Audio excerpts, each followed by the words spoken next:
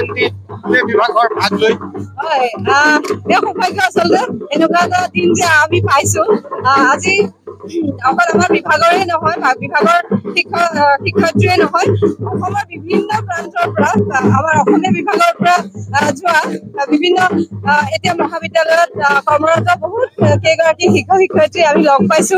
মই যিখন কলেজত পঢ়িছিলো সেইখন কলেজৰ পৰাও ছাৰহঁত আহিছে, বিৰাট ভাল লাগিছে।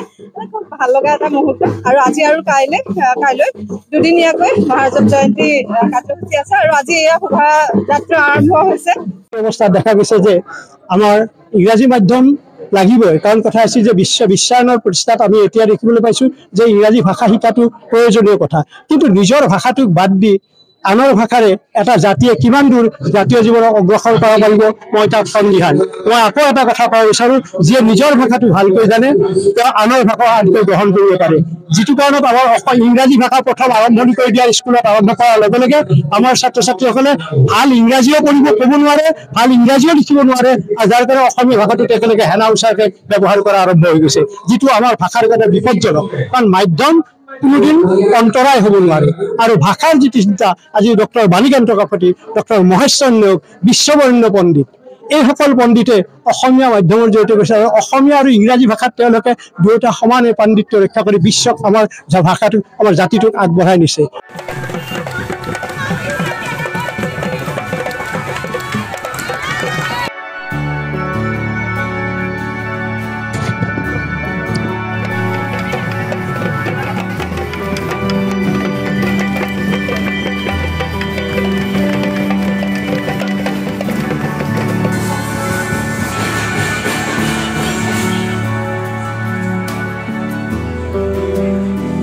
মহাৰাজা জয়ন্তী বিভাগৰ ভাগ লৈ হয় সৌভাগ্য আচলতে এনেকুৱা এটা দিন যে আমি পাইছো আজি অকল আমাৰ বিভাগৰে নহয় বিভাগৰ শিক্ষয়িত্ৰীয়ে নহয় অসমৰ বিভিন্ন প্ৰান্তৰ পৰা আমাৰ অসমীয়া বিভাগৰ পৰা যোৱা বিভিন্ন এতিয়া মহাবিদ্যালয়ত কৰ্মৰত বহুত কেইগৰাকী শিক্ষক শিক্ষয়িত্ৰী আমি লগ পাইছো।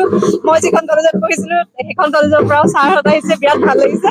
খুব ভাল লগা এটা মুহূৰ্ত। আৰু আজি আৰু কাইলৈ দুদিনীয়াকৈ মহাৰাজা জয়ন্তী কাৰ্যসূচী আছে আৰু আজি এয়া শোভাযাত্ৰা আৰম্ভ হৈছে।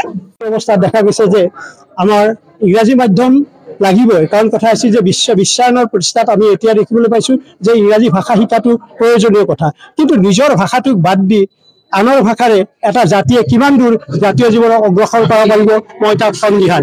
মই আকৌ এটা কথা ক'ব বিচাৰো, যিয়ে নিজৰ ভাষাটো ভালকৈ জানে তেওঁ আনৰ ভাষা আনকৈ গ্ৰহণ কৰিব পাৰে।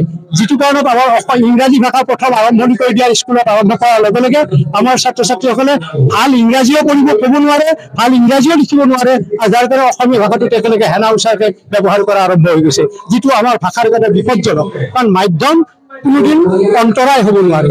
আৰু ভাষাৰ যিটো চিন্তা, আজি ডক্টৰ বাণীকান্ত কাকতি, ডক্টৰ মহেশ্বৰ নেওগ, বিশ্ববৰেণ্য পণ্ডিত, এইসকল পণ্ডিতে অসমীয়া মাধ্যমৰ জৰিয়তে কৈছে আৰু অসমীয়া আৰু ইংৰাজী ভাষাত তেওঁলোকে দুয়োটা সমানে পাণ্ডিত্য ৰক্ষা কৰি বিশ্বক আমাৰ ভাষাটোক আমাৰ জাতিটোক আগবঢ়াই নিছে।